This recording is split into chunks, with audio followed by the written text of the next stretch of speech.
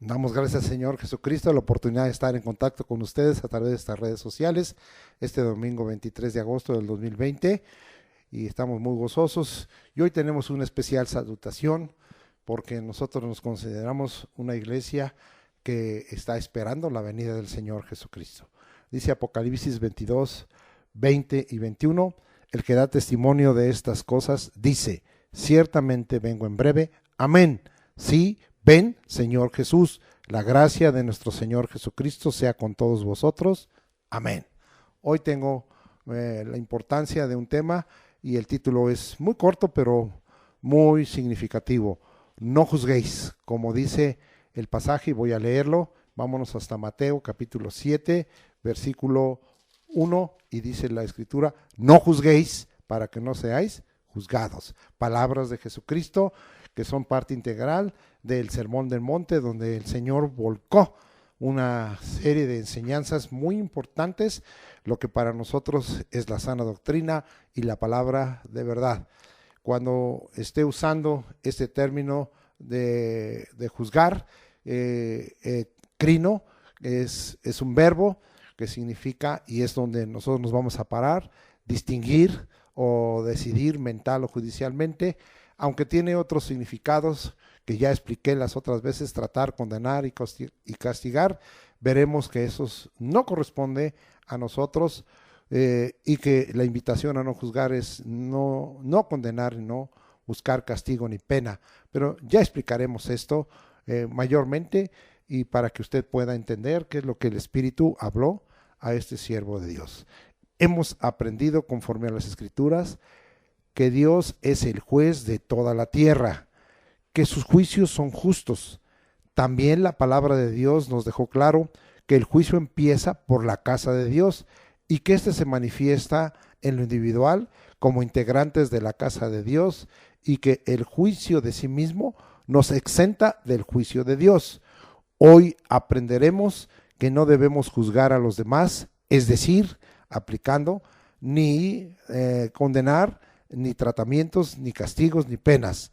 Vamos pues a leer un ejemplo muy claro de esto que el Señor Jesucristo dejó cuando estuvo en esta tierra, aun que las cosas en ese tiempo se movían todavía bajo el pacto de Moisés, bajo el pacto de ley. El Señor empezó a adelantar esta invitación y este mandato que tenemos de parte de Él de no juzgar. Y el tratamiento que dio a este asunto es de suma importancia y nos regresaremos, bueno, no regresaremos, sino avanzaremos hasta el capítulo 8 de Juan, versículos 2 al 11, y que vamos a leer. Y dice la escritura, y por la mañana volvió al templo y todo el pueblo vino a él, y sentado él les enseñaba, se refiere al Señor Jesucristo. Entonces los escribas y los fariseos le trajeron una mujer sorprendida en adulterio y poniéndola en medio le dijeron, maestro, esta mujer ha sido sorprendida en el acto mismo del adulterio y en la ley nos mandó Moisés apedrear a tales mujeres. ¿Tú pues qué dices? Mas esto decían tentándolo para poder acusarle. Pero Jesús, inclinado hacia el suelo, escribía en tierra con el dedo. Y como insistieran en preguntarle, se enderezó y les dijo, el que de vosotros esté sin pecado, sea el primero en arrojar la piedra contra ella. E inclinándose de nuevo hacia el suelo, siguió escribiendo en tierra. Pero ellos, al oír esto, acusados por su conciencia, salían uno a uno, comenzando desde los más viejos hasta los postreros, y quedó solo Jesús y la mujer que estaba en medio. Enderezándose Jesús y no viendo a nadie sino a la mujer, le dijo, mujer, ¿dónde están los que te acusaban? ¿Ninguno te condenó? Ella dijo, ninguno, Señor. Entonces Jesús le dijo, ni yo te condeno, vete y no peques más.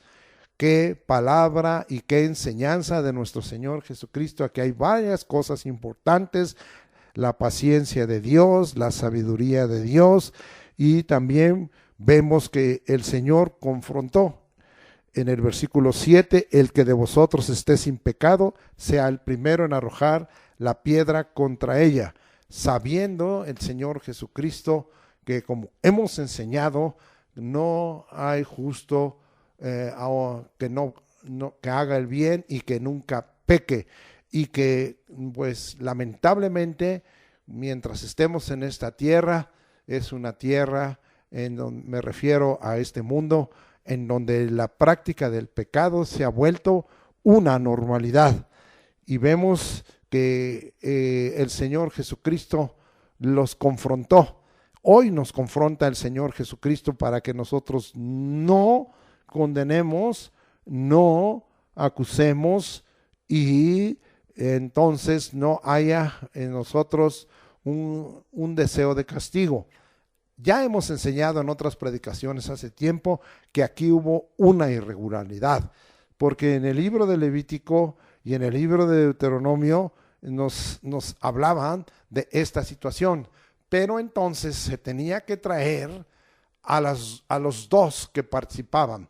No puede haber adulterio o fornicación de una sola persona y traerla y juzgarla y apedrearla conforme a la ley. Tenían que traer también al varón adúltero para que fueran los dos apedreados y se quitara ese mal de en medio de Israel. Pero ellos estaban queriendo aplicar la palabra y condenar. A veces así hacemos. Nosotros decimos quede aquel juzgado y condenado, cuando que nosotros también tenemos práctica de pecado, y como dijeran aquí en México, cola que nos pisen.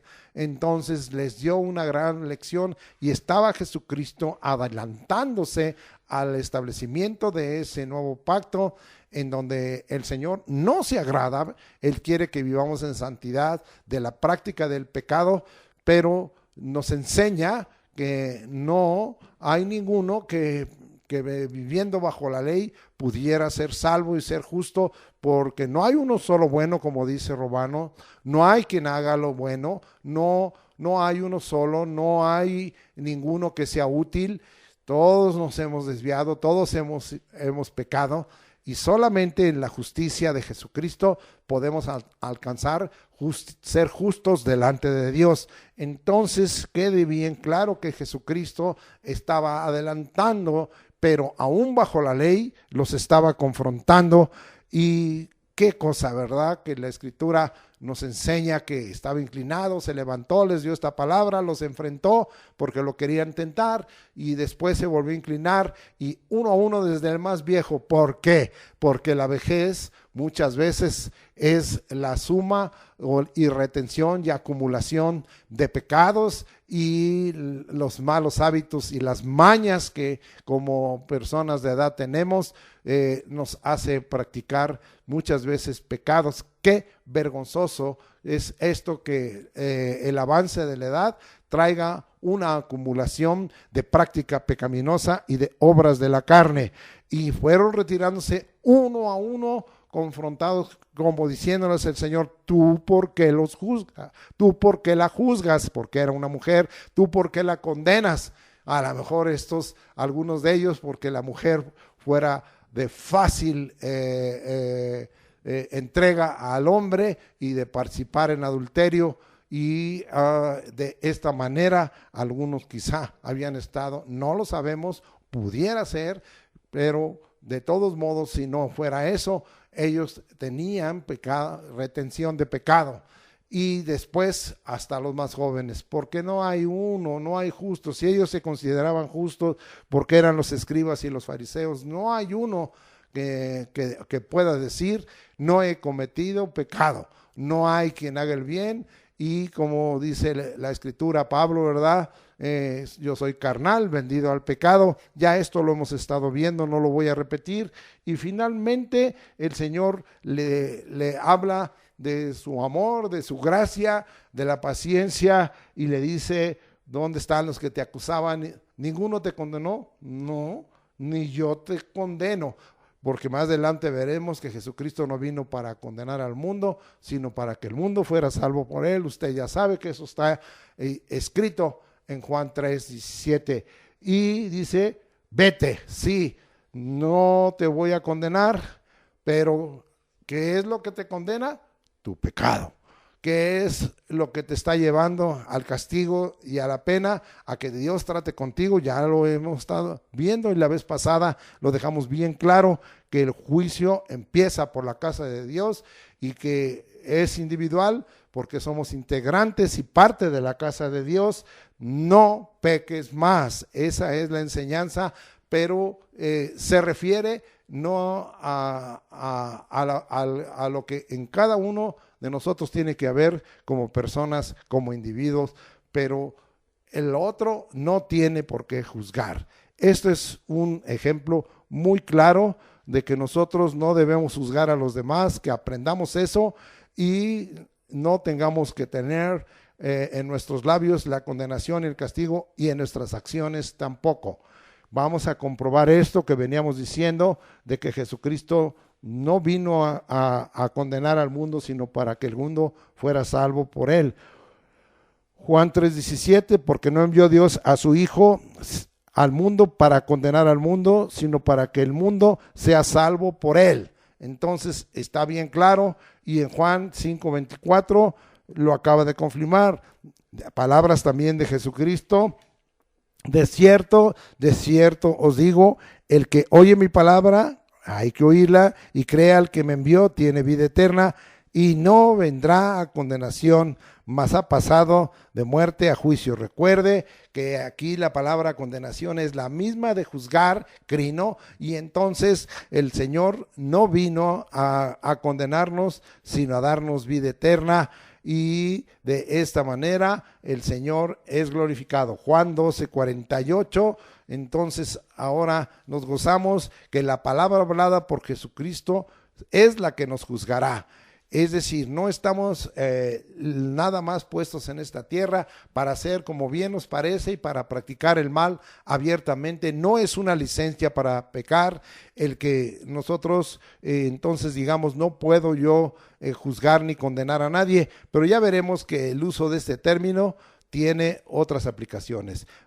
Juan, dije 12:48, y dice la palabra: el que me rechaza y no recibe mis palabras, tiene quien le juzgue. La palabra que he hablado, ella le juzgará en el día postrero. La palabra hablada, lo que han dado a llamar muchos el rema, que es la palabra comunicada por el Señor Jesucristo, esa es la que nos juzgará, porque el Señor ha dejado bien claro cuál es la palabra de verdad y la sana doctrina. Pues entonces usted hoy puede mirar este propósito de aprender que no debemos juzgar a los demás, es decir, condenar y castigar, sino saber que es el Señor y la palabra quien nos juzga. Más adelante esto lo confirmaremos. Vamos a tener otra afirmación. Juzgar y condenar al prójimo nos lleva al juicio divino de nuestra persona. Aquí mismo en Mateo 7, versículo 1, nos deja bien claro el Señor: no juzguéis para que no seáis juzgados. Vuelvo a repetir esta idea: juzgar y condenar al prójimo nos lleva al juicio divino de nuestra persona. Vamos ahora a regresar un poquito a Mateo 6, 14 y 15, y dice: porque si perdonáis a los hombres sus ofensas, os perdonará también a vosotros vuestro Padre Celestial. Mas si no perdonáis a los hombres sus ofensas, tampoco vuestro Padre os perdonará vuestras ofensas. Aquí estamos viendo que entonces quedamos bajo el juicio divino por una falta de perdón. Va a estar relacionado esto más adelante y lo estaremos analizando cuando corresponda el momento. Vamos ahora a Lucas capítulo 6, versículo 37, y vamos a ver qué dice la palabra ahí: no juzguéis y no seréis juzgados. Y aquí aclara lo que vengo diciendo: juzgar y condenar al prójimo, nos lleva al juicio divino, sí, de nuestra persona. Dice aquí en Lucas 6:37: no juzguéis y no seréis juzgados, no condenéis y no seréis condenados, perdonad y seréis perdonados. Ahí están estas tres ideas: no juzgar para no ser juzgado, no condenar para no ser condenado, y perdonar es todo un imperativo, y seréis perdonados. Tiene que ver entonces con el perdón que hablamos ahí en Mateo 6, 14 y 15. Ahora vamos a un ejemplo clarísimo y nos regresamos a esas enseñanzas preciosas que hemos tenido en estos días allá en el segundo libro de Samuel, y ahora vamos hasta el capítulo 12, versículos 5 al 10, y dice la escritura: entonces se encendió el furor de David en gran manera contra aquel hombre, y dijo a Natán: vive Jehová que el que tal hizo es digno de muerte. Entonces estaba juzgando David, condenando, y estaba hablando de una pena de muerte, de un castigo de muerte. Veamos y sigamos leyendo. Y debe pagar la cordera con 4 tantos, porque hizo tal cosa. Es parte de la sentencia de la pena, y no tuvo misericordia. Entonces dijo Natán a David, vamos a seguir viendo hasta el versículo 10, tú eres aquel hombre, es decir, tú estás juzgando y estás condenando, pero como pasó allá en Juan 8, 2 al 11, tú no eres quien para juzgar y condenar, porque tú también tienes pecado. Sigamos leyendo de esta manera. Y dice el 7, entonces dijo Natán a David: tú eres aquel hombre, así ha dicho Jehová Dios de Israel, yo te ungí por rey sobre Israel, y te libré de la mano de Saúl, y te di la casa de tu señor, y las mujeres de tu señor en tu seno, además te di la casa de Israel y de Judá, y si esto fuera poco, te habría añadido mucho más. ¿Por qué pues tuviste en poco la palabra de Jehová? Cuando nosotros juzgamos y condenamos a otros, no reconociendo nuestra condición y no pecaminosa, y nosotros no estamos obedeciendo la palabra o teniendo en poco la palabra de Jehová, haciendo lo malo delante de sus ojos, dice aquí: a Urías Eteo heriste a espada y tomaste por mujer a su mujer, y a él lo mataste con la espada de los hijos de Amón. Es decir, que hubo un homicidio intelectual y planeado. Versículo 10, por lo cual ahora no se apartará jamás de tu casa la espada, por cuanto me menospreciaste y tomaste la mujer de Urías Eteo para que fuese tu mujer. Sobre él se volvió entonces el juicio. Ahora el juicio divino era sobre su persona, y es un ejemplo muy claro. Vamos ahora a Romanos capítulo 14, versículos 10 al 13, para que veamos que esto sigue aconteciendo. En este caso David estaba bajo el pacto de ley, y ahora estamos hablando en Romanos 14 bajo el pacto de gracia que dejó el Señor Jesucristo, pero el corazón de Dios sigue siendo el mismo. Dice aquí Romanos 14, 10 al 13, y dice: pero tú, ¿por qué juzgas a tu hermano? O tú también, ¿por qué menosprecias a tu hermano? Porque todos compareceremos ante el tribunal de Cristo. ¿Y por qué comparecemos ante el tribunal de Cristo? Porque hemos sido practicantes del pecado. Porque escrito está: vivo yo, dice el Señor, que ante mí se doblará toda rodilla y toda lengua confesará a Dios. De manera que cada uno de nosotros dará a Dios cuenta de sí.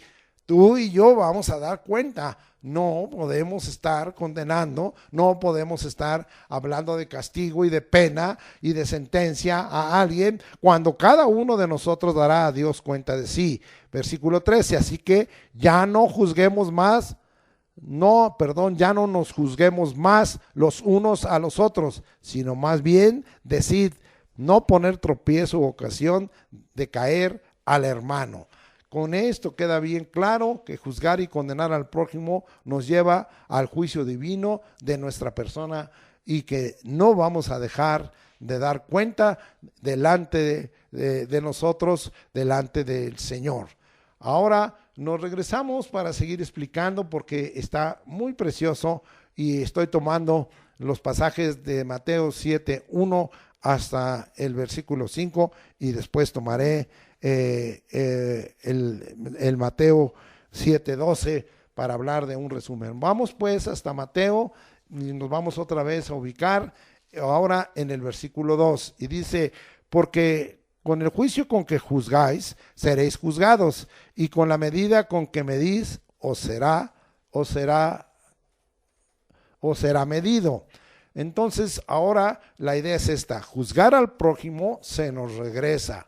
Condenar al prójimo es bidireccional, es decir, yo lo juzgo y ese es en dirección hacia el prójimo, pero entonces como juzgo al prójimo, este juicio se me regresa. La misma unidad de medida nos será aplicada, es decir, nosotros lo condenamos, nosotros pedimos castigo, nosotros pedimos sentencia y pena, esa misma medida nos será aplicada, ¿sí? Estas son las fuentes de juicio, Dios y su palabra. Y el hombre, a un dado caso, tendrá que venir y decirnos, tú estás juzgando, entonces tú también serás juzgado, tú tienes esa medida para con el que estás juzgando, también a ti te vamos a aplicar esa misma medida. Vamos a Lucas 6:38 y vamos a mirar lo que dice la Escritura ahí en ese versículo. Dad y se os dará medida buena, apretada, remecida y rebosando, darán en vuestro regazo, porque con la misma medida con que medís, os volverán a medir. Bien, entonces estamos viendo aquí en Lucas 6:38. En Mateo 7:2 tiene una aplicación nada más con una sola cara. Esta aplicación se refiere, ¿verdad?, a que si nosotros juzgamos y condenamos al prójimo, la misma unidad de medida nos será aplicada. Pero aquí en Lucas 6:38 tiene dos caras, una aplicación para juicio, sí, y también una aplicación cuando hacemos bien al prójimo. Entonces no hay contradicción. La aplicación en Mateo 7:2 tiene una sola cara y en Lucas 6:38 tiene dos caras. Yo no me voy a poner a explicar la cara de haciendo bien al prójimo, aunque le hemos invitado a hacer bien siempre al prójimo. Ahora nos vamos hasta Romanos capítulo 2, versículo 1 y vamos a mirar qué es lo que la Escritura nos está revelando ahí. Y dice la Escritura de la siguiente manera: por lo cual eres inexcusable, oh hombre, quien quiera que seas tú que juzgas, pues en lo que juzgas a otro te condenas a ti mismo, porque tú que juzgas haces lo mismo. Y algunos dirán, no, yo no hice ese mismo pecado. Pero acuérdense que la palabra pecado es un singular, pero que es una palabra inclusiva que habla de la práctica de muchos y diferentes pecados, y está hablando lo que venimos diciendo: tú que juzgas al prójimo, se te regresa, porque condenas al prójimo, la misma unidad de medida no será aplicada. Y de esta manera, con esas dos fuentes, Dios y su palabra y el hombre. Nos regresamos ahora para seguir explicando esta preciosa enseñanza de Jesucristo del Sermón del Monte, y ahora nos vamos hasta el versículo 3 y dice: ¿y por qué miras la paja que está en el ojo de tu hermano y no echas de ver la viga que está en tu propio ojo? Aquí la actitud de juicio al prójimo es vergonzosa, es ridícula, es inapropiada, sí, en la evolución o en la evaluación de la conducta de los demás, de tal manera que estamos equivocados en esta actitud que tomamos de juicio y de condenar a otro, de condenar al prójimo. Vamos hasta Lucas 6:41. Ahora nos regresamos y hay muchas enseñanzas que hoy estamos aprendiendo en el contexto, y dice la Escritura en el 6:41: ¿por qué miras la paja que está en el ojo de tu hermano y no echas de ver la viga que está en tu propio ojo? A veces nosotros consideramos que el pecado que está cometiendo tal persona es digno de ser tratado por Dios, de ser condenado, de ser castigado, que venga sentencia, que venga pena sobre él. Pero nosotros también tenemos una práctica de pecado que, si miramos que en el otro es una paja, en nosotros viene a ser una viga en nuestro ojo. Por eso es que esto es vergonzoso, esto es ridículo y es inapropiado que nosotros juzguemos a otro y evaluemos su conducta como una conducta pecaminosa, cuando que nosotros también tenemos una pauta pecaminosa, tenemos una práctica pecaminosa, también en nosotros hay obras de la carne, también en nosotros hay deseos de los ojos y, amado hermano, hay pecados contra nuestro cuerpo, hay pecados de pensamiento y en nuestra boca que nos inhabilitan totalmente y nos quitan cualquier posición, como veremos más adelante, de jueces. Vamos ahora a Primera de Corintios capítulo 4 y vamos a avanzar en esta enseñanza para que a ustedes le quede claro el por qué nosotros no tenemos esa capacidad de juzgar. Dice el capítulo 4 de Corintios 4, Primera de Corintios 4, versículos 3 al 5. Y en esto se trata de que estaban levantando juicio en la iglesia de Corinto contra un siervo de Dios en forma injusta. No podemos levantar juzgar, ningún condenar a nuestro prójimo, y en este caso menos a un siervo como era el hermano Pablo. Dice ahí: yo en muy poco tengo el ser juzgado por vosotros o por tribunal humano, ni aún yo me juzgo a mí mismo. Está dejando bien claro que está levantando una defensa, sabiendo que Jesucristo había mandado ahí en el Mateo 7, 1 y 2, que no juzgáramos, porque aunque de nada tengo más mala conciencia, no por eso soy justificado, pero el que me juzga es el Señor. Ahí está diciendo ya bien claramente, y lo vamos a comprobar más adelante, que nosotros no tenemos capacidad de juzgar. ¿Quién tiene la capacidad de juzgar? El Señor. Así que no juzguéis nada antes de tiempo, antes que venga el Señor, el cual aclarará también lo oculto de las tinieblas y manifestará las intenciones de los corazones, y entonces cada uno recibirá su alabanza de parte de Dios. No tenemos capacidad de juzgar y es vergonzoso que tomemos nosotros, es ridículo, es inapropiado que evaluemos la conducta de los demás, aún de siervos de Dios. ¿Quiénes somos nosotros? Cada siervo de Dios tendrá que presentarse delante del Señor, y el Señor es el que juzgará a cada siervo de Dios, que juzgará a cada santo, que juzgará al prójimo, que juzgará a los hombres, que juzgará su creación, que juzgará a la tierra, que juzgará a los matrimonios, que juzgará a las familias. Pero nosotros no tenemos ninguna licencia para juzgar, ninguna capacidad, no somos aptos para ello, no tenemos aún ni siquiera la habilidad y el adiestramiento adecuado para que nosotros ejerciéramos este tipo de acción, de actitud y de palabra cuando apliquemos la palabra juzgar como tratamientos, como condenación, como pena, como castigo, como sentencia. Ya veremos que esto se puede aplicar en las otras acepciones de distinguir y decidir, pero ya lo explicaremos en su momento. Vamos a regresar a Mateo capítulo 7 porque hay mucho que aprender en esta parte del sermón que se llama de la montaña o del monte que dio el Señor Jesucristo largamente. Vamos pues, versículo 4. ¿O cómo dirás a tu hermano, déjame sacar la paja de tu ojo y he aquí la viga en el ojo tuyo? Hipócrita, saca primero la paja de tu propio ojo y entonces verás bien para sacar la paja del ojo de tu hermano.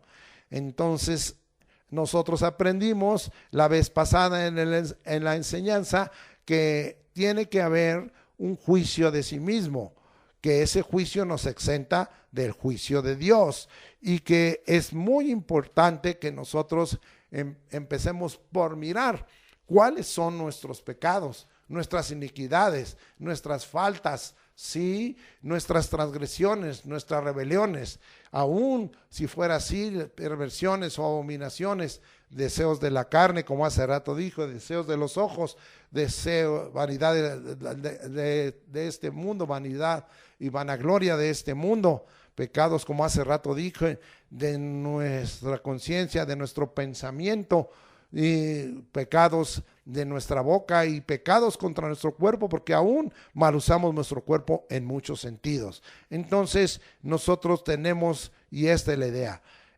empieza por juzgarte a ti mismo. Ejerce el juicio de ti mismo y no el juicio del prójimo. Corrige tú primero. Reconoce tus pecados, iniquidades, maldades y faltas.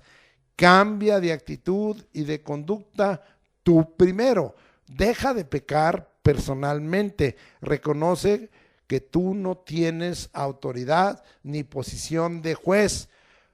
Rompe con la prepotencia, con la impunidad. No eres impecable, es decir, impecable habla de sin pecado. También no a la acepción ni discriminación de tu prójimo.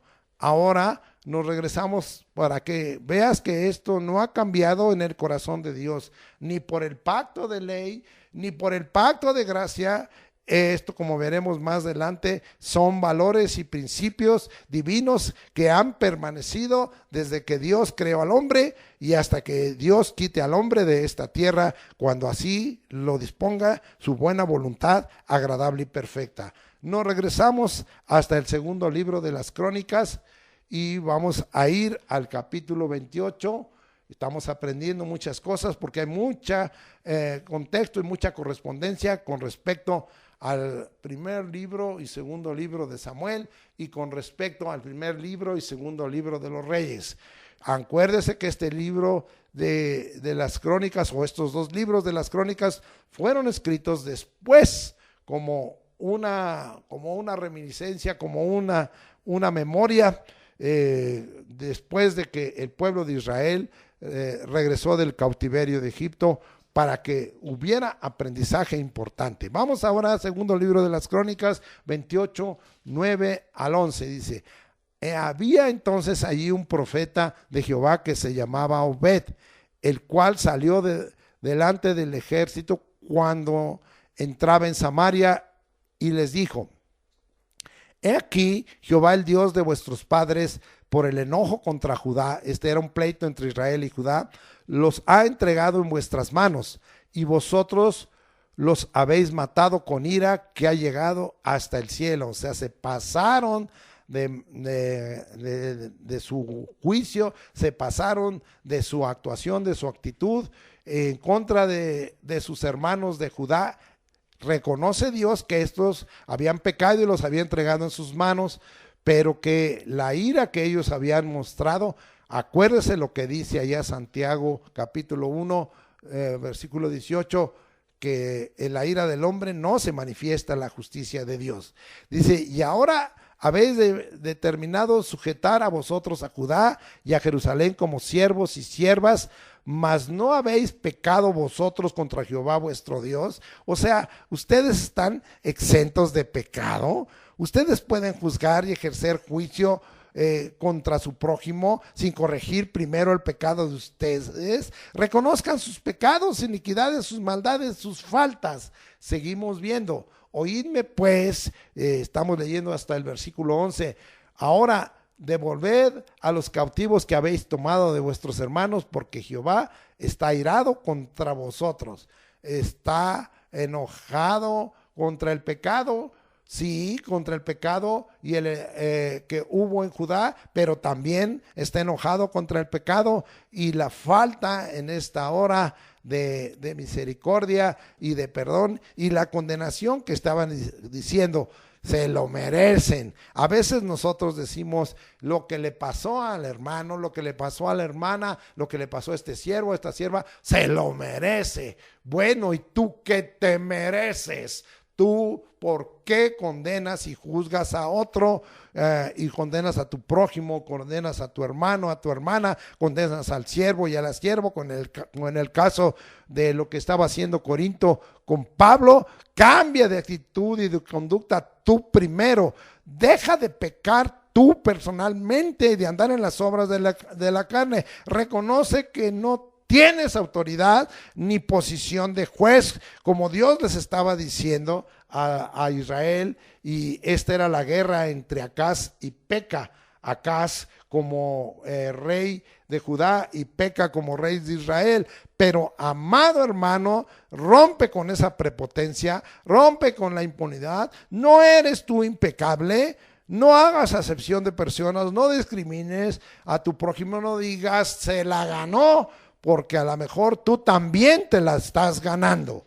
Vamos a ver ahora Santiago para que veas que este valor divino permanece tanto en el Antiguo Testamento como en el Nuevo Testamento permanece. Dios no se agrada de esa actitud de condenar y juzgar, ni en el pacto de ley, ni en el pacto de gracia, ni en la obra que Dios estaba haciendo a través de la ley de Moisés, ni en la obra que estaba haciendo a través de la ley del amor dada por Cristo en gracia sobre nosotros. Vamos pues a mirar ahora Santiago capítulo 2, versículo 13, y dice el versículo así: porque juicio sin misericordia se hará con aquel que no hiciere misericordia, y la misericordia triunfa sobre el juicio. Vuelvo a leerlo: porque juicio sin misericordia se hará con aquel que no hiciere misericordia, y la misericordia triunfa sobre el juicio. La actitud que Dios está pidiendo siempre es que si nosotros somos usados por Dios para manifestar un juicio, para manifestar un castigo, debemos de tener misericordia, porque entonces si hay juicio sin misericordia, el Señor también nos va a juzgar sin misericordia, ¿sí? Y acordémonos que la misericordia triunfa sobre el juicio. Yo les he dicho que este es el corazón de Dios. La misericordia de Dios está en el momento que estamos cometiendo los pecados y está ofreciéndonos el Señor su misericordia para que nosotros nos arrepintamos, confesemos, reconozcamos y nos volvamos a Él. Pero si no entendemos, entonces, como vimos que el juicio empieza por la casa de Dios, Dios viene, nos trata, nos condena, nos castiga, pero ahí está su misericordia. Si en ese momento volvemos nuestros ojos a Dios y reconocemos nuestro pecado y nuestra falta y nuestras maldades delante de Dios, Dios nos aplica misericordia. Pero si no entendemos y sucede que el Señor nos trata plenamente, nos condena, nos castiga, viene sentencia, viene penas, oh amado hermano, después de ello la misericordia de Dios ahí sigue. Esto mismo lo vamos a ver más adelante. Dios lo pide en los que somos sus hijos, en los que somos sus santos y en los que somos sus siervos. Vamos a regresar hasta el capítulo 8 de Juan, que es precisamente lo que les faltó a aquellos que trajeron a esta mujer que encontraron en el hecho del adulterio. Y dice ahí el capítulo 8, versículo 7: y como insistieran en preguntarles, se enderezó y les dijo: el que de vosotros esté sin pecado, sea el primero en arrojar la piedra contra ella. Primero, no estaban impecables. Segundo, amado hermano, no estaban ejerciendo misericordia con respecto a esta mujer, sino estaban haciendo una acepción de personas y estaban discriminándola y presentándola como una irredenta, es decir, sin redención, sin perdón, sin ser comprada por la sangre de Jesucristo, cuando que Dios quiere venir para salvar a los pecadores. El enfermo necesita de médico, pero el sano no necesita de médico. Y el Señor Jesucristo quedó bien claro que Él venía a nosotros para salvar a los que estaban en pecado, no a los que no estaban en pecado. Y esa es la obra de Jesucristo por misericordia, expresándola en el amor divino, en ese amor ágape, y expresándola en la gracia del Señor. Bien, he dejado muy explicado estos versículos del capítulo 7 de Mateo, del 4 al 5, y ahora yo quisiera hacer un resumen de lo que he entendido y de lo que Dios me ha mostrado de este capítulo 7 de Mateo, de los versículos del 1 al 5. Nos muestra 4 elementos importantes, los voy a enumerar: no a la condenación, no al castigo o pena de nuestra parte, no a la acepción y discriminación del prójimo, no a constituirnos como jueces. Vamos a explicar esto con versículos. Primero vamos a ver este elemento importante, el 1, no a la condenación. Ahí volvemos a regresar a Juan 8, 10 al 11, y vamos a mirar lo que la Escritura nos enseñó, pero ya bajo esta aplicación. Y dice la Escritura, sí, 10 y 11, enderezándose Jesús y no viendo a nadie sino a la mujer, le dijo: mujer, ¿dónde están los que te acusaban? ¿Ninguno te condenó? Ella dijo: ninguno, Señor. Entonces Jesús le dijo: ni yo te condeno, vete y no peques más. Aquí estamos hablando de que el Señor está diciendo no a la condenación, no juzguéis, no a la condenación, y lo deja bien claro en este caso de esta mujer preguntándole: ¿de dónde están los que te condenaban? ¿Ninguno te condenó? Y ella dijo: ninguno, Señor. Habían aprendido en una forma, vamos a decir, muy radical y muy de celo de la palabra de parte del Señor Jesucristo, que no debían condenarlo. Ninguno condenó de los que estaban ahí, que querían apedrearla. Ninguno la sentenció a muerte, ninguno la castigó, ninguno la lastimó. Así es lo que el Señor está hablando, y fue expresada su misericordia. Ella dijo: ninguno, Señor. Entonces Jesús le dijo: ni yo te condeno, vete y no peques más. El Señor nos está hablando de hacernos bien, de darnos el perdón, la remisión del pecado, de darnos la redención, la compra de parte de Él, de darnos la limpieza por su sangre, para que venga la propiciación por nuestros pecados y quitarnos el castigo y la condenación, para hacer que pasemos de muerte a vida eterna, de muerte espiritual a vida eterna, en el nombre de Jesucristo. Gracias, Señor.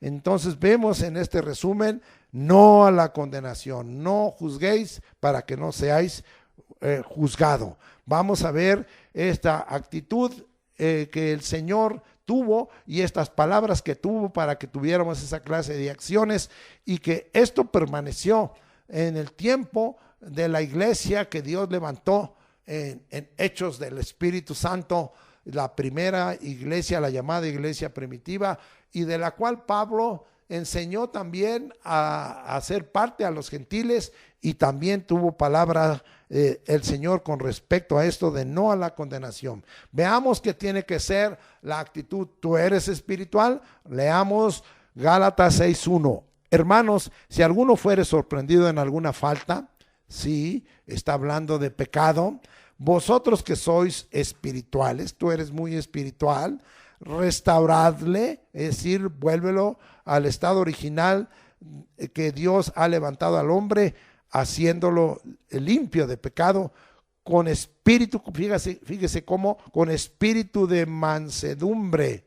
Oh, amado hermano, considerándote a ti mismo, no sea que tú también seas tentado. Oh, qué tremenda palabra nos está dando aquí a los que declaramos que somos espirituales, una acción de restauración con mansedumbre. Romanos 15:1. Vamos a regresar y mirar la escritura que dice en Romanos 15:1. Así que los que somos fuertes, ¿eres fuerte? Debemos soportar las flaquezas de los débiles, esto es pecados, y no agradarnos a nosotros mismos. De tal manera que nos está invitando el Señor a no condenar y declarar que si somos fuertes, soportemos. Haya una paciencia como Dios nos ha tenido paciencia para que nosotros seamos cambiados y seamos transformados. Vamos allá, primera de Pedro, un pasaje tremendo que se refiere al amor, capítulo 4, versículo 8, y dice la escritura: y ante todo, tened entre vosotros ferviente amor, ese amor ágape, porque el amor cubrirá multitud de pecados. ¿Cómo le ha hecho Dios con esta creación caída? ¿Cómo le ha hecho a Dios con esta creación desobediente, que vino la desobediencia, como le llaman pecado venial en la Iglesia Católica, cuando es un pecado principal, primordial, porque por la desobediencia de un hombre entró el pecado a esta tierra, y por el pecado vino la muerte, muerte física, y si permaneces en pecado, muerte eterna, segunda muerte, como ya lo vimos. Oh, amado, qué tremenda palabra nos está dando aquí.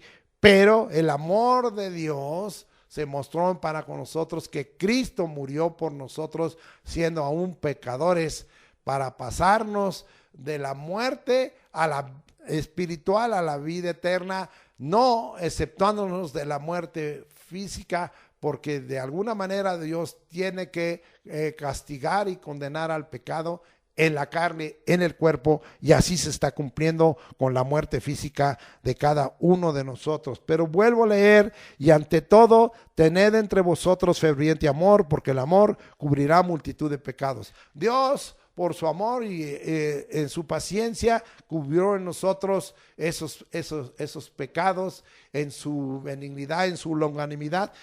Vamos a leer ahí en Romanos el corazón de Dios, y vamos a ver lo que la Escritura nos dice allí en Romanos, y vamos hasta el capítulo 3 de allá de Romanos, y vamos a gozarnos en la palabra que el Señor dice, porque dice la Escritura en Romanos 3, 25: a quien Dios puso como propiciación por medio de la fe en su sangre, para manifestar su justicia, a causa de haber pasado por alto en su paciencia los pecados pasados. Vea el amor de Dios. El amor cubre multitud de pecados, cubriéndonos. La paciencia es fruto del Espíritu, y el fruto del Espíritu es amor, con la mera de manifestar en este tiempo su justicia, a fin de que Él sea el justo y el que justifica al que es de la fe en Cristo Jesús. Y vamos a ver en Romanos capítulo 11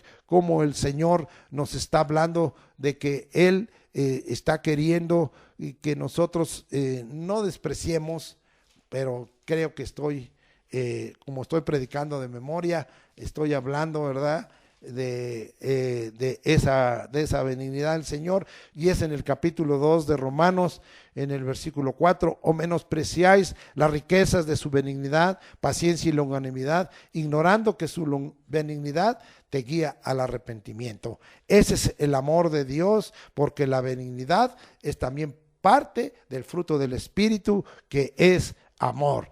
Bien, dejamos este primer resumen de Mateo 7, 1 al 5, que nos habla de este primer elemento: no a la condenación. Vamos al siguiente: no al castigo o pena de nuestra parte. Evaluamos una conducta inmoral entre los santos. Distinguimos el bien y el mal. Decidimos apartarnos de su persona a causa de su mal testimonio, pero nunca le condenamos ni le castigamos.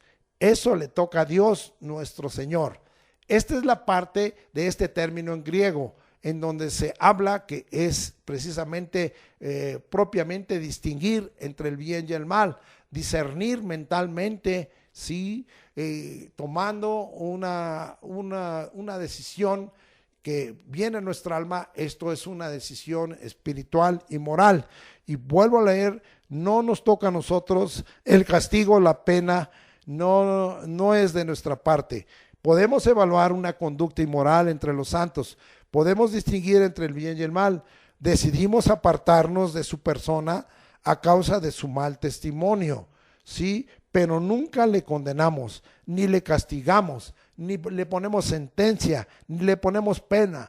Eso le toca a Dios nuestro Señor. ¿Te quedó claro por qué no debes juzgar y usar de esa acepción de este término crino para tratar, para condenar, para castigar, para sentenciar, para traer pena o aún pena de muerte? No nos toca a nosotros, como aconteció allá en Juan capítulo 8 versículos 2 al 11, un ejemplo clarísimo del corazón de Dios, del corazón de Jesucristo, de la sana doctrina, de la palabra de verdad, y una invitación muy clara a nosotros nunca condenar, ni castigar, ni sentenciar a muerte a nadie más, porque no tenemos nosotros esa capacidad, esa habilidad, no nos ha sido entregado eso. Bien, entonces vamos a comprobar esto, porque quizá algunos malentiendan el pasaje que usamos la vez anterior en primera carta de los Corintios, capítulos 5, del 2 en adelante, pero yo nomás voy a leer en primera carta de Corintios 5 y 9 al 13, y dice el 5:5: el tal se ha entregado a Satanás para destrucción de la carne, a fin de que el espíritu sea salvo en el día del Señor Jesús. Pablo estaba distinguiendo el mal que se estaba haciendo en la iglesia de Corinto, y que lo permitía la iglesia de Corinto, como a veces es permisible y es a veces en complacencia y en proyección o en identificación personal de cierta práctica pecaminosa o carnal. Y él estaba diciendo: yo estoy distinguiendo entre el mal que se está haciendo aquí y el bien que se debiera hacer. Estoy decidiendo mentalmente. Pero deja bien claro el versículo 5 que no le tocó a él condenar a este fornicario perverso que estaba en la iglesia de Corinto, que no le tocó tratar como si él fuera Dios a él, no le tocó castigarlo, ni darle ninguna pena ni ninguna sentencia. Deja bien claro el versículo 5 que él dice: el tal se ha entregado a Satanás, que es el instrumento que Dios usa para destrucción de la carne, a fin de que el espíritu sea salvo en el día del Señor Jesús. ¿Y quién está bajo la autoridad de Cristo? Todos, incluyendo Satanás, incluyendo los espíritus de enfermedad y muerte que pudieran ser autorizados por el Señor, están bajo la autoridad y el señorío de Cristo. Él es Rey de Reyes y Señor de Señores. Él tiene las llaves conforme a Apocalipsis 1, del Hades, del infierno y de la muerte. Él tiene autoridad sobre Satanás, ese querubín grande y protector. Él tiene la autoridad sobre todo espíritu inmundo, sobre todo demonio. Lo mostró en el capítulo 4 de Lucas. Usted lo puede leer, no voy a regresar a ello. Él tiene la autoridad, y ahora estaba Pablo diciendo que entonces el tal, ese fornicario, ese pecador, se ha entregado en el cuerpo, en la carne, para que el espíritu sea salvo. Ahí está la misericordia de Dios. El Señor está castigando, está trayendo un daño, está trayendo un mal, aún la muerte física, pero con tal de algo, de aplicar su misericordia y que el espíritu de este hombre sea salvo en el día del Señor. Vamos ahora, para acabar de completar, al versículo 9 al 13 de esta primera carta de los Corintios, capítulo 5. Os he escrito por carta que no os juntéis con los fornicarios, no absolutamente con los fornicarios de este mundo, o con los avaros, o con los ladrones, o con los idólatras, pues en tal caso sería necesario salir del mundo. Más bien os escribí que no os juntéis con ninguno que, llamándose hermano, fíjese bien, fuera fornicario, o avaro, o idólatra, o maldiciente, o borracho, o ladrón. Con tal ni aun comáis, porque ¿qué razón tendría yo para juzgar a los que están fuera? O sea, para distinguir el bien y el mal, para decidir mentalmente. ¿Sí? No juzguéis vosotros a los que están dentro, no juzguéis vosotros a los que están dentro.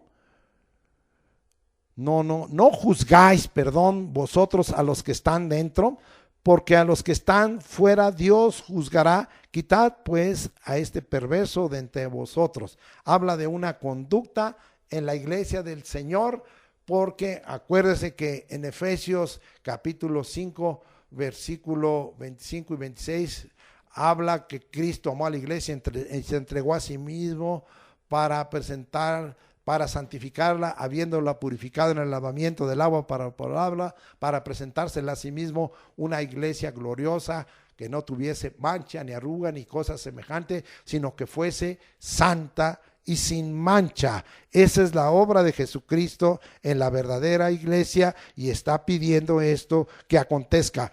Aquí se está refiriendo, y vuelvo a leer cuál es la idea, no al castigo o pena de nuestra parte. Evaluamos una conducta inmoral entre los santos, distinguimos el bien y el mal, decidimos apartarnos de su persona a causa de su mal testimonio, pero nunca le condenamos, ni le castigamos, ni le sentenciamos. Eso le toca a Dios nuestro Señor, al Padre, al Espíritu Santo, a Jesucristo especialmente. Romanos capítulo 2, versículo 16, lo deja bien claro, y dice la palabra de esta manera: en el día en que Dios juzgará por Jesucristo los secretos de los hombres conforme a mi evangelio. Está hablando que Dios juzgará por Jesucristo, el Padre, y Jesucristo como su Hijo, los secretos de los hombres. A Él le toca juzgar, a Él le tocará decir si es uno salvo y alcanza la vida eterna, la primera resurrección. A Él le tocará condenar y hablar si hay muerte eterna en lugar de vida eterna, y ese castigo eterno en la vida, en la persona del hombre, no en la vida, sino en la persona del hombre y de su creación.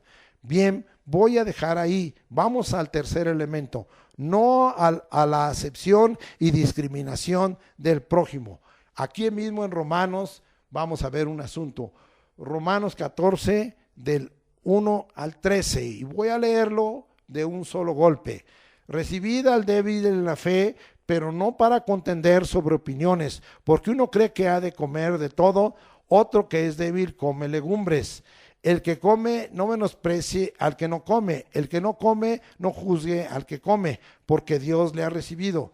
¿Tú quién eres que juzgas al criado ajeno? Para su propio Señor está en pie o cae, pero estará firme, porque poderoso es el Señor para hacerle estar firme. Uno hace diferencia entre día y día, otro juzga igual todos los días. Cada uno esté plenamente convencido en su propia mente. El que hace caso del día lo hace para el Señor. El que no hace caso del día, para el Señor no lo hace. El que come para el Señor come, porque da gracias a Dios, y el que no come para el Señor no come y da gracias a Dios, porque ninguno de nosotros vive para sí y ninguno muere para sí. Pues si vivimos, para el Señor vivimos, y si morimos, para el Señor morimos. Así pues, que vivamos o que muramos, del Señor somos, porque Cristo para esto murió y resucitó y volvió a vivir, para ser Señor así de los muertos como de los que viven. Pero tú, ¿por qué juzgas a tu hermano? O tú también, ¿por qué menosprecias a tu hermano? Porque todos compareceremos ante el tribunal de Cristo, porque escrito está: vivo yo, dice el Señor, que ante mí se doblará toda rodilla y toda lengua confesará a Dios, de manera que cada uno de nosotros dará a Dios cuenta de sí. Y esto ya lo habíamos leído. Así que ya no nos juzguemos más los unos a los otros, sino más bien decidid no poner tropiezo u ocasión de caer al hermano. Entonces vea usted la idea que aquí tuvimos, no a la acepción de personas y discriminación al prójimo. Queda bien claro, vamos a confirmarlo, 1 Corintios 8:8, y dice la Escritura: si bien la vianda no nos hace más aceptos ante Dios, ni porque comamos seremos más, ni porque no comamos seremos menos. Y 1 Timoteo 4:1 al 6, y vamos a mirar lo que dice la Escritura. Pero el Espíritu dice claramente que en los postreros tiempos algunos apostatarán de la fe, escuchando a espíritus engañadores o a doctrinas de demonios, y por la hipocresía de mentirosos que, teniendo cauterizada la conciencia, prohibirán casarse y mandarán abstenerse de alimentos que Dios creó para que con acción de gracias participen de ellos los creyentes y los que han conocido la verdad, porque todo lo que Dios creó es bueno y nada es desecharse si se toma con acción de gracias, porque por la palabra de Dios y por la oración es santificado. Si esto enseñas a los hermanos, serás buen ministro de Jesucristo, nutrido con las palabras de la fe y de la buena doctrina que has seguido. Entonces, quede bien claro. ¿Por qué les leí estos 3 pasajes? Porque aquí la acepción de personas se estaba dando en un asunto de posición, porque habla de un criado, y en un asunto de lo que se comía o de lo que se pensaba acerca del día. Usted recuerde que en un momento dado a veces somos juzgados por aquellos que todavía conservan. Es indudable que nosotros tenemos que buscar sabiduría y una profilaxis para con nuestro cuerpo, pero la Escritura habla de que todo lo que hay en la carnicería lo podemos comer, y aquí 1 Timoteo lo confirma, que todo lo que creó Dios es bueno y nada es desecharse. Así es que, amado hermano, todavía hay por ahí gente que puede condenarte porque tú comas carne de puerco o porque comas ciertas ostras que no están autorizadas conforme a la ley. Nosotros ya no estamos bajo la ley, ni en cuanto a los rituales de ley, ni en cuanto a ciertos ceremoniales que ahí se demandaba.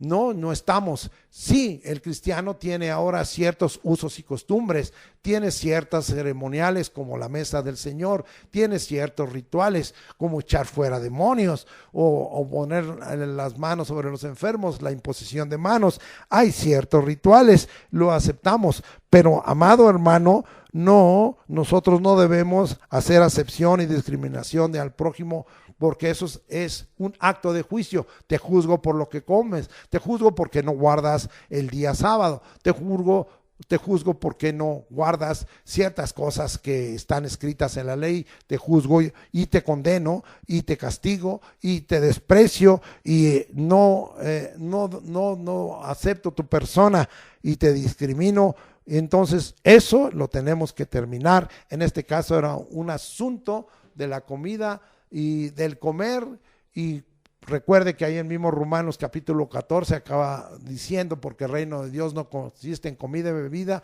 sino en justicia, gozo, paz en el Espíritu Santo.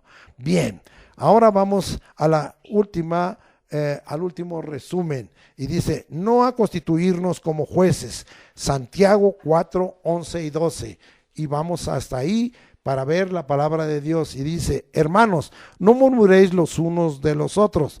La murmuración aquí la están equiparando a juzgar a otros, a condenar. ¿Y cómo se da aquí en México eso?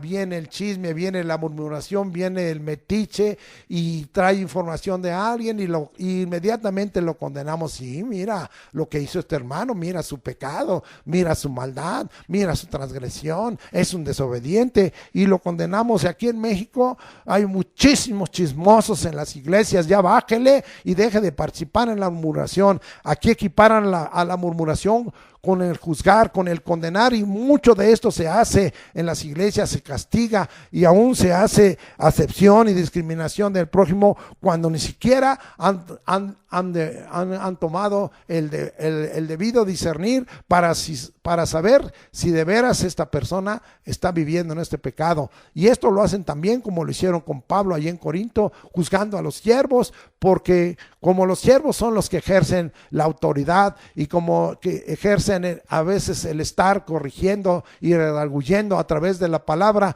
no condenando, porque eso no debe de ser a los santos. Entonces los santos, en cuanto ven la oportunidad, si hay una murmuración, pues entonces ahora vean lo que hizo el pastor, ahora vean lo que hizo este siervo de Dios, y lo condenan. Qué triste, pero quede bien claro que aquí la murmuración se está equiparando a juzgar, y no debemos de juzgar. Así es que quítese de andar de chismoso, de murmurador, de metiche en las cosas que a usted no le importa, y si usted oye algo, usted no deje que en su corazón venga la murmuración. Voy a leer Santiago 4, 11 y 12, como dice aquí la palabra: hermanos, no murmuréis los unos de los otros. El que murmura del hermano y juzga a su hermano, murmura de la ley y juzga a la ley. Pero si tú juzgas a la ley, no eres hacedor de la ley, sino juez. Uno solo es el dador de la ley que puede salvar y perder.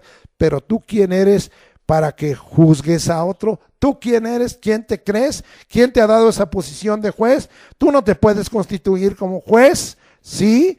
Vamos ahora a Romanos 2, 17 al 23 y vamos a ver una palabra aquí poderosa de parte del Señor. Y mire todo esto, que cuando tú te conviertes en juez y te conviertes en un condenador y en un castigador y en dar pena, entonces estás poniéndote bajo la ley. Y ninguno es justificado por las obras de la ley, y porque la ley es una ley de obediencia y debiera de haber una obediencia perfecta. Tú eres perfecto, tú tienes una obediencia perfecta. Dirás, yo no estoy bajo la ley, pero te comportas como si estuvieras bajo la ley porque quieres aplicarle a otro la ley, pero no te la aplicas tú. Pues aplícatela tú en lugar de estar aplicándosela a otros. Romanos 12, 17 al 23. He aquí, tú tienes el sobrenombre de judío y te apoyas en la ley y te glorías en Dios y conoces su voluntad, tú la conoces, instruido por la ley apruebas lo mejor y confías que eres guía de los ciegos, luz de los que están en tinieblas, instructor de los indoctos, maestro de niños, que tienes en la ley la forma de la ciencia y de la verdad. Tú pues que enseñas a otro, ¿no te enseñas a ti mismo? Acuérdense que cuando enseñamos o cuando hablamos de la palabra de Dios, un dedo es hacia la persona que se la hablamos, otro dedo está señalado hacia el cielo como testimonio y testigo de lo que estamos diciendo, y tres son para nosotros. Tú que, dice el 21, tú pues que enseñas a otros, ¿no te enseñas a ti mismo? Tú que predicas que no sea de hurtar, ¿hurtas? ¿Ves? Haces lo mismo. Tú que dices que no se ha de adulterar, adulteras. Tú que abominas de los ídolos, cometes sacrilegio. Tú que te jactas de la ley, con infracción de la ley, deshonras a Dios. Así es que ser un conocedor de la palabra no te autoriza ni te designa tampoco como juez. Vamos a Isaías 33, 22, que es muy conocido, lo hemos usado, porque Jehová, nuestro Dios, es juez, es legislador y es nuestro el ejecutivo. Vamos a leerlo perfectamente, Isaías 33, versículo 22, y vamos a gozarnos en lo que dice la palabra del Señor aquí para leerlo literalmente. Porque Jehová es nuestro juez, Jehová es nuestro legislador, Jehová es nuestro rey, él mismo nos salvará. Él es el único juez de esta tierra. Vamos a confirmar esto en Eclesiastés capítulo 12, versículo 14. Vamos hasta allá, este libro de sabiduría que levantó el predicador, y dice: porque Dios traerá toda obra a juicio, juntamente con toda cosa encubierta, sea buena o sea mala. Es Dios el único juez. No eres tú juez, tú no eres juez. No te debes constituir como juez. Terminamos con Hechos 17, 31.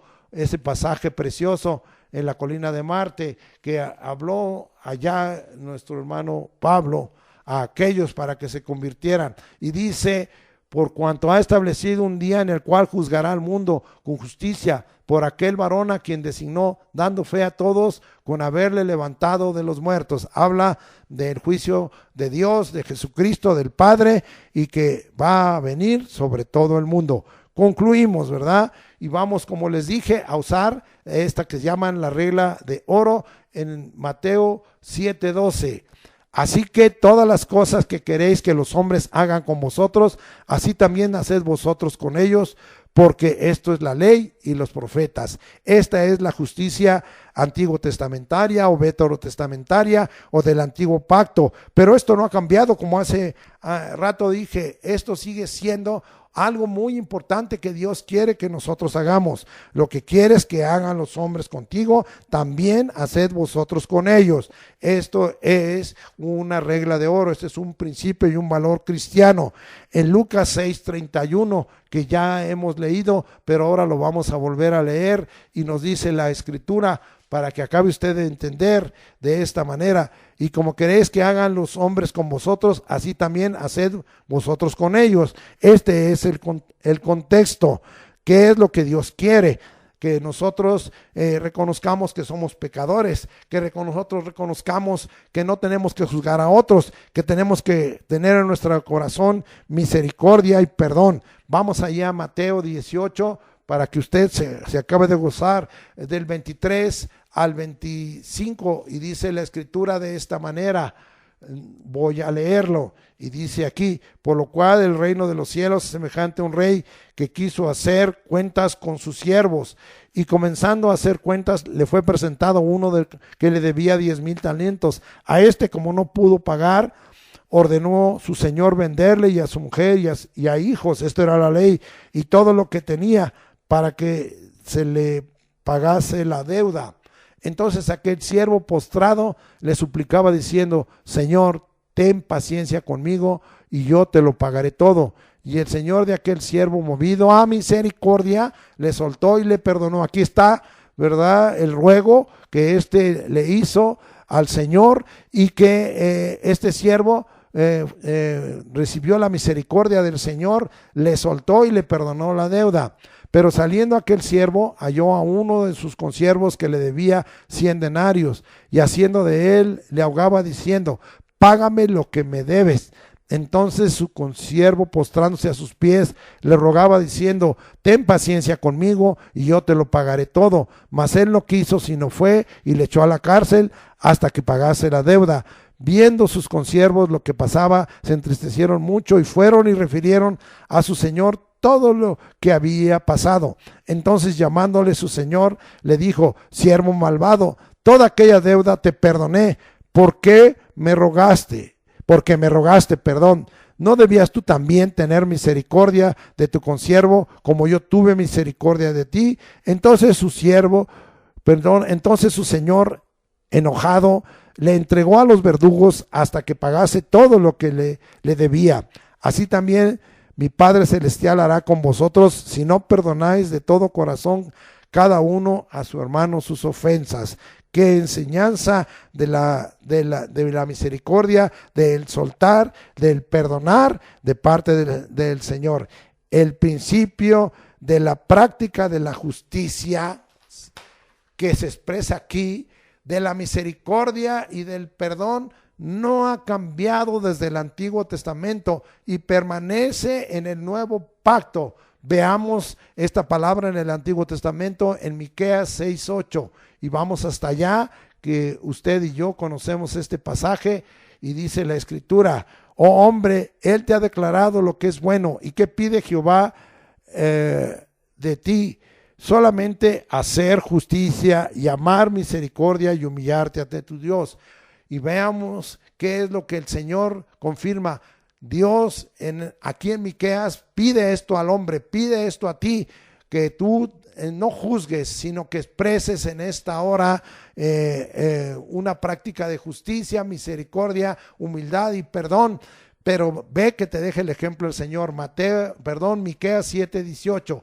¿Qué Dios como tú, que perdona la maldad y olvida el pecado del remanente de su heredad? No retuvo para siempre ese enojo, porque se deleita en misericordia. Como Dios se deleita en misericordia, tú también deleítate en misericordia. Colosenses capítulo 3, versículos 12 al 14. Vamos hasta allá para que vea que esto es dado como la justicia en el Antiguo Testamento, veterotestamentaria, como la justicia del Antiguo Pacto, pero este principio, este valor permanece en el Nuevo Pacto y está expresado aquí en Mateo 7:1 al 5, está expresado en Mateo 7:12, y ahora lo expresa a través del siervo Pablo a la iglesia de Colosas en el capítulo 3, versículos 12 al 14. Vestidos pues como escogidos de Dios, santos y amados, fíjese bien, de entrañable misericordia, de benignidad como Dios, de humildad, de mansedumbre como Dios quiere, de paciencia, soportándonos unos a otros y perdonándonos unos a otros si alguno tuviere queja contra otro, de la manera que Cristo os perdonó, así también hacedlo vosotros. Así es que Y dice el versículo 14, y sobre todas las cosas vestidos de amor, que es el vínculo perfecto. Bendito sea el nombre de Dios. Terminamos este mensaje diciendo qué es lo que Dios está trayendo sobre tu vida, qué sería la conclusión, qué sería el precioso y mayor resultado. Está dado allá en las bienaventuranzas de Mateo capítulo 5, versículo 7. Que es precisamente donde el Señor empezó este llamado sermón del monte o el sermón de la montaña. Dice Mateo 5:7, bienaventurados los misericordiosos, porque ellos alcanzarán misericordia. Vuelvo a decirte, amén, Señor Jesucristo. Bienaventurados los misericordiosos, porque ellos alcanzarán misericordia. Bendito sea el nombre del Señor. De ahora adelante, no juzgues más. Usa de este término para distinguir entre el bien y el mal, para decidir si algunas cosas lo máximo que puedes es alejarte, pero nunca tú condenes a nadie, nunca tú trates de cambiar a las personas, nunca tú expreses castigo sobre ellos, nunca tú pidas pena y sentencia. Expresa mejor que tú estás viviendo en la justicia, en la misericordia, en el perdón de Dios, y que Dios te ha dado ejemplo y que eres un Macarius, un bienaventurado, un supremamente bendecido, porque bienaventurados los misericordiosos, porque ellos alcanzarán misericordia. Amén. Ahora oremos. Padre, te damos gracias en el nombre de Jesucristo, que tú puedas ubicar a cada uno de nosotros, darnos, Señor, de tu Espíritu Santo, darnos del consejo tuyo, de la palabra, darnos esa sabiduría, y que nosotros nunca más volvamos a practicar, porque también esto se nos contaría por pecado, el que nosotros juzguemos a otro cuando nosotros no tenemos ninguna autoridad, ninguna capacidad, ninguna habilidad, ninguna licencia en que nosotros podamos condenar, ni castigar, ni sentenciar a nadie. Danos, Señor, pues ese entendimiento. Abre nuestros oídos, como dice la Escritura, el que tiene oídos para oír, que oiga lo que el Espíritu dice a las iglesias. Danos ojos para ver tu gloria, para ver tu palabra sana y verdadera. Danos corazón para entender, para que nunca más volvamos a hacer esto, y cuando lo hagamos seamos conscientes de ello, de venir y humillarnos delante de ti, rogándote, Señor, que aunque en un momento dado sea por nosotros y en nuestro análisis justificado, que podamos decir que esto en nuestra vida que nos ha hecho el prójimo tenga que traer sobre nosotros una condenación, un castigo, por más mal que nos hayan hecho, sino que en nosotros haya ese perdón, esa misericordia, haya en nosotros, Señor, el seguir el ejemplo, y que esa es tu voluntad y ser un bienaventurado. En el nombre de Cristo Jesús, gracias por la obra de tu Espíritu, de tu palabra, y porque sobre nosotros está tu nombre, Jesucristo, y tu enseñanza. Amén.